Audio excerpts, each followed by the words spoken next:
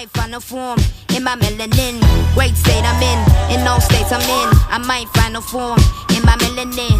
Great state I'm in all states I'm in. I might find a form in my melanin. Great state I'm in all states I'm in. I might find a form in my melanin. Black power. Black power.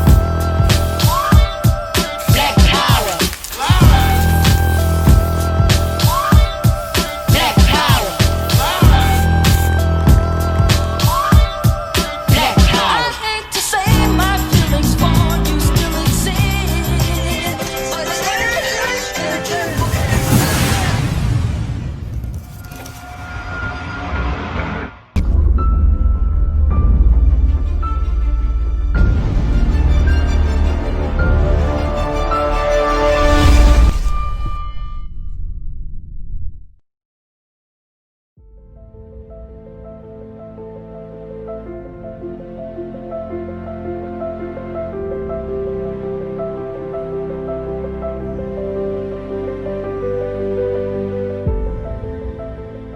Hello guys, I'm happy to be with you today and I hope that you are all doing well.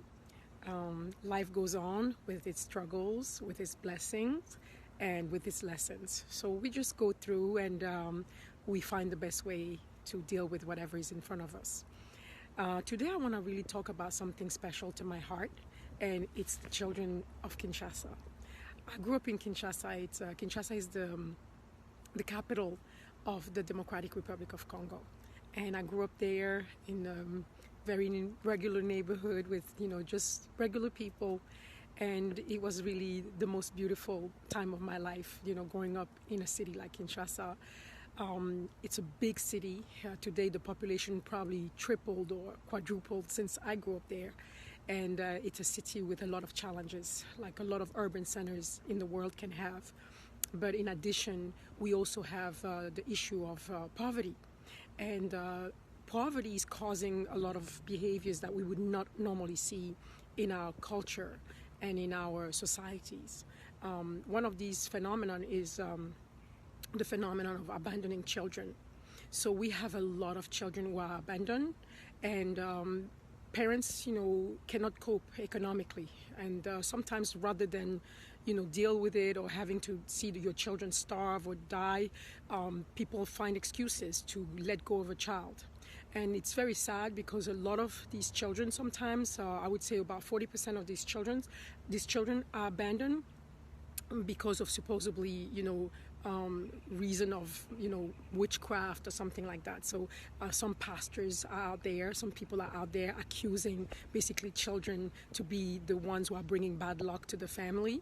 And so it's really an extra mouth to feed, and people find any excuse and just to kind of cope with with cognitive dissonance of a parent having to abandon their child. Other children have been even born on the street, from generations of children abandoned. And in Kinshasa, we have about 40,000, roughly 40,000 children on the street. And so I'm part of a beautiful organization called OZPR. And OZPR is an organization that takes care of children on the street. So in two ways. We have 7 orphanages in Kinshasa in different locations, and also we do some ambulatory care for children that we cannot take in our centers. So usually we take the most vulnerable ones, so the youngest one or the ones who really have some serious issues coping on the street. So of course I would love to open many more centers, or actually I would like to change the way we deal with our children on the street. I would really love to have them integrate families, and especially families in rural area, to teach them some skills and embrace them and have them welcome back in the family. But for now, that program is not up and running yet, but that's a program I really would like to do with a lot of the chiefs in Congo. But in the meantime, we have the centers, and this is like a temporary solution, but it's a solution that is bringing a lot of relief to a lot of kids. And so I work with OZPR, and I basically do fundraising for them, and I send the funds, and then they can help more children. During this COVID time, it's been really crazy because, of course, people got hit really hard economically. So families that would normally not abandon their children sometimes get to the point where they have to. And of course, you can think there's no reason why any family should abandon children. And that doesn't happen in our traditions, and that doesn't happen mostly in rural areas. That's some very new phenomenon that's happening in rural, urban centers all throughout Africa, and not just Africa, all the parts of the world as well. So this is one of my greatest mission. It's really one of a mission that is really close to my heart because I was a child in Africa. I grew up there, and I know how beautiful my life was as a child and how much I loved it. And I cannot imagine to see children suffering so much in Congo, in Kinshasa, the same streets and the same places where I grew up. So it's something that's really close to my heart. So I created a GoFundMe page to, ensure that anybody who wants to participate and hang out with me and do things with me to raise money so these kids can have, shelter, they can have food, they can have clothing, and also education in basic life skills can help me. Because we talk a lot and we say we want to do things and we want to help, we want to do this and we want to go to Africa and do a lot of stuff. We don't have to go to Africa to do things. We can do things wherever we are. Of course, if we are in Africa and we go, it's even better. But in the meantime, we can help. And it doesn't take a lot of money. It doesn't take millions of dollars to change the world. $10, $15, $20, $100, whatever you can do will make a difference, because $5 will buy several kids a meal per day. So don't think bad if you can only afford to give $1 or $2. That's okay. It's the number that makes the difference. So the more we are today, and it's a challenge that I'm throwing out there, wear your crown today and be the queen, the king, the prince, the princesses that you can be by caring about somebody more than you care about yourself, just for an instant, and saying, listen, I can help, I can do something. So GoFundMe, I'm going to post my GoFundMe page. Actually, my GoFundMe page is posted on my Instagram. If some of you took a look, if not, I'm going to post it again with this video.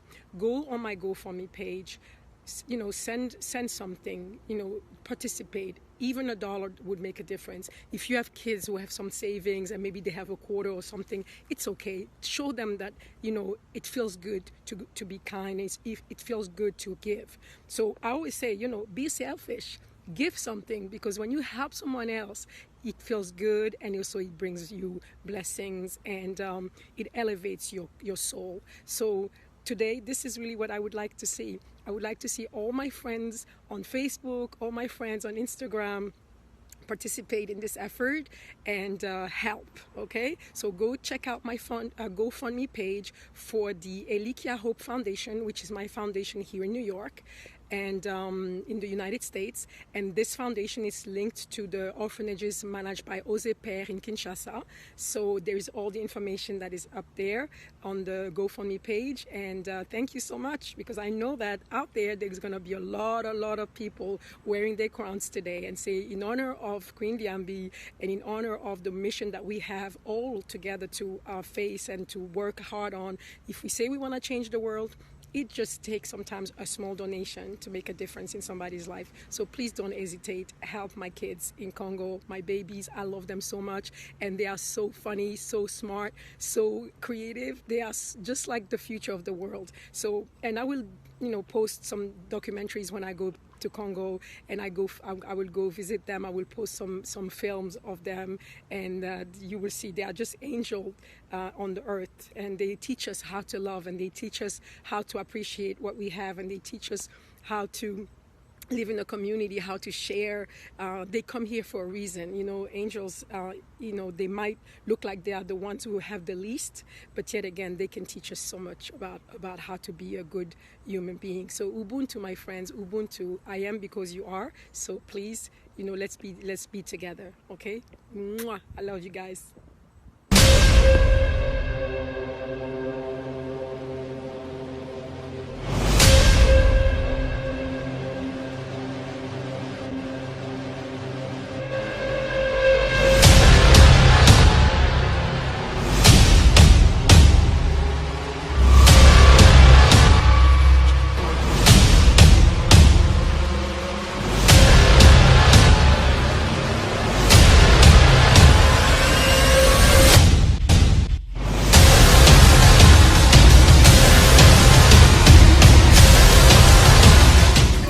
this is Queen Diambi, Mukalenga Mukajwanka Shama of the Bakwalunte people of Congo. I'm here in London. I came to visit the Manhood Academy program. Today is actually the last time they meet for the year, and I saw the program and I was really welcomed, and I'm very, very happy and honored that I was welcomed this way. And I saw amazing things that they're doing with the children. Our boys are learning so much about awareness, about the body, how the body function, the needs of the body for oxygen, for movement, and also the movement of soul, in the sense that they learn to meditate, they learn to talk about the issues. It's absolutely an amazing program. So I recommend it to every parent out there. Come put your child in Manhood Academy. It's really a place where they're going to be mentored, where they're going to be nurtured and loved and cared for by the elders of the community, and also building a community. So it was an amazing. Oh yeah! Oh yeah! Africa! Oh yeah! Oh yeah! Academy! Oh yeah! Oh yeah! London, UK! Oh yeah! Oh yeah! Great people! Oh yeah! Oh yeah! Great people! Oh yeah! Oh yeah! Strong boy! Oh yeah! Oh yeah! Future strong man! Oh yeah! Oh yeah! Parents! Oh yeah! Oh yeah! Community! Oh yeah! Oh yeah!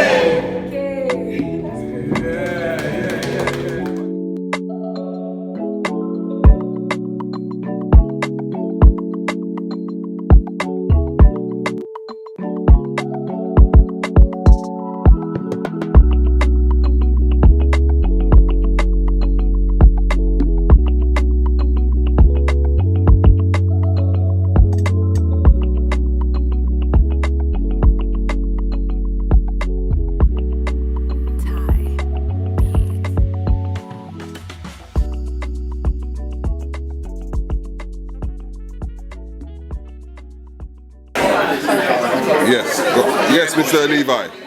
How's everything and what are you here for today? Everything is absolutely wonderful, and it's great to come to the community and see the community at their best. Today it's all been about food and inspiring the community through food. And I think it's always brilliant. Like, I come from a very social background, and it's always brilliant when people get together. And today was just a joy to see young people, old people, everybody having a brilliant time. Amazing. Okay, so just for the public to know, what do you do? For me, I'm an entrepreneur, I'm a musician, I get involved in music, and of course I'm a champion for the community as well. Okay, if there was one word you wanted to give to the youth, what would you say to them? Stay focused. Is that all? One word instead, that was two. I think that's enough, staying focused. Yeah. I think in this time, I think that's all young people really need, because I do think we have the tools in us. I've always said, and I don't believe that Peter Jones in Dragon's Den turned me into an entrepreneur overnight. I was always me, but what you need is just somebody to come into your life to help you to get the best out of you. So when I say that, I really do mean that. I think that it's just either stay focused or find somebody to help you to become the best of you. Okay, just a quick ad lib and that's what we're done. Big respect. When I get home tonight, I'll be watching Black Eyes TV 7, man. Big respect.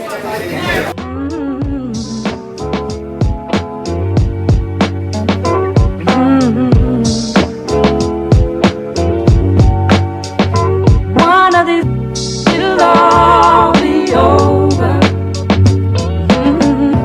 It'll all be over, and we won't have to cry no more. And we won't have to cry no more.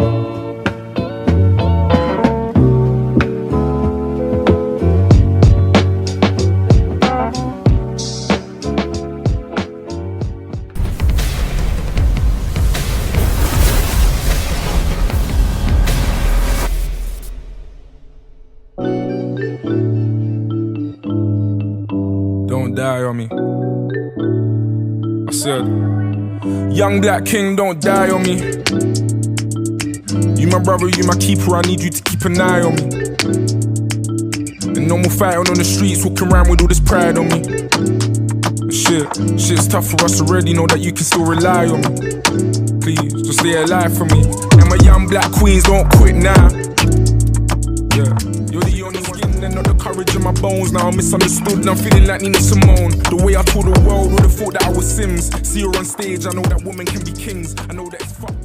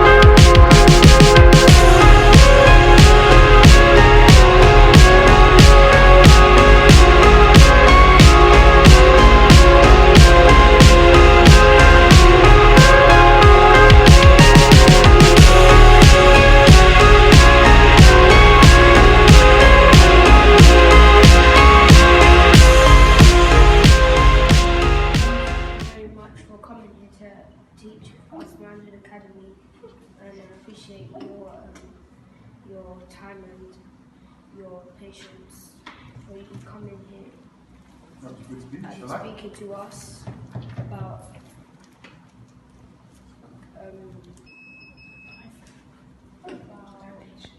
donations to our community, and what I gotta say is thank you very much for taking your time to come here. Thank you.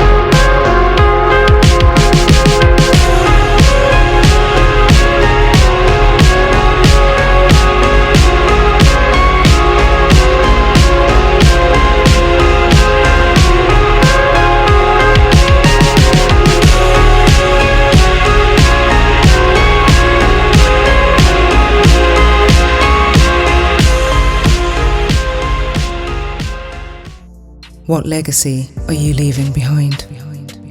The Black Family First program aims to reconnect the family at the root. Healing both ancestral and personal trauma by way of creating bonds through communication, understanding, reason, compassion, connecting oneself to family, friends and the community. Reminding the older generation to be role models and mentors, and in turn, teaching the younger generation the building blocks on how to live, love, and respect one another for a stronger family union. That way, the next generation bears the fruits of our labour and our experiences. Black Power starts with your melanin, uniting the Black family first.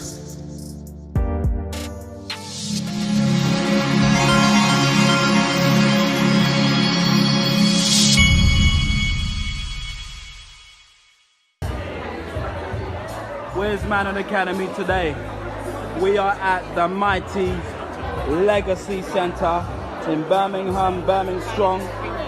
We're just getting things ready for our sessions due to start at the Legacy Centre in Birmingham. So we're down here for the Black Town Day. It's a beautiful event.